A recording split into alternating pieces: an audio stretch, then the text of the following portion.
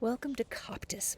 Now, what exactly does this herb do, especially from a Western and traditional Chinese medicine or TCM perspective?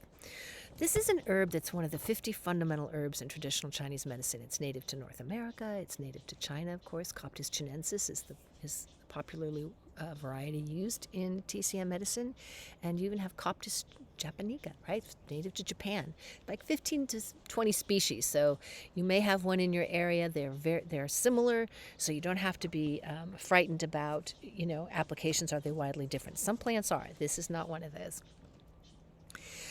So this is an herb that is in particular identified with the digestive system, and the respiratory system. It goes into other areas because of its capabilities. But if you understand those two main aspects, you're going to start to see how to apply it in other ways. It's used as a substitute for the herb golden seal, a very popular respiratory healing herb, among other things. So this is an herb from a Western perspective that contains berberine. This is a really important compound. There's only a handful of herbs that contain it. It's an incredibly powerful anti-inflammatory, antimicrobial, anti-cancer, anti-aging. This is a really big compound.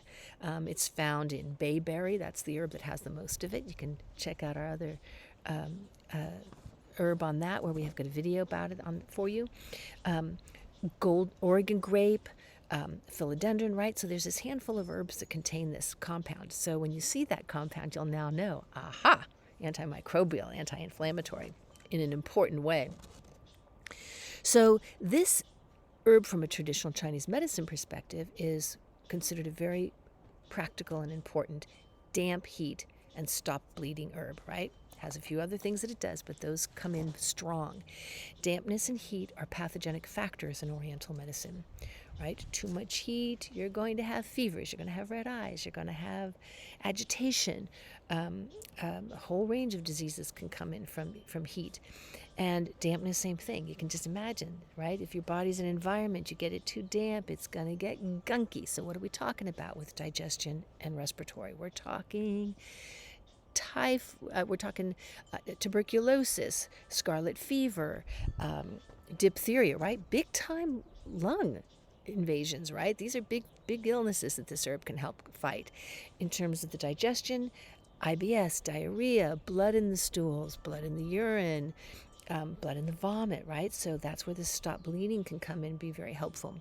The North American variety has been used traditionally. The roots were chewed on. They're sometimes called golden thread. You may be familiar with that name. Or canker root, because you could chew on the roots and it would help with mouth sores, canker sores, right? So it's another application of this herb. The root is often chewed that way. This is a cold, bitter herb. It's said that it's so bitter, there's an old saying, traditional saying in Europe, from the European end of the world, it's so bitter it'll make your eyes just water, just sting looking at it. And that's kind of fun, because actually Coptis is often used as eye drops to help clear out gunky, damp heat, kind of red eyes, itchy eyes, and it's very good for that. Because it's cold, because it's a powerful digestive, it's also commonly paired with ginger.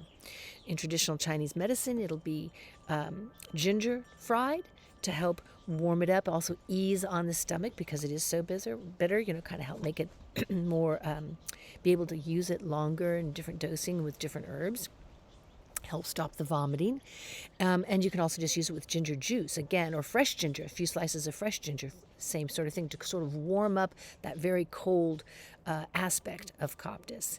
And it can also be dry fried, and this is going to enhance its ability to enter the blood and warm the system up, right? Help relieve some of the cold properties of the herb. So there you have a few hints on how you can be using Coptis. This is a great herb. I hope you'll consider our Healing Herb Health session that's just devoted to what is this herb, what does it do, how does it work, both traditional Chinese medicine as well as the Western end of the spectrum. What does it contain that could tell you more secrets about it? Recipes, how to use it, how to garden with it, right? This is a beautiful plant that you're going to want to know more about. Look forward to connecting with you. You can always connect with us at info@whiterabbitinstituteofhealing.com. I hope I hear from you.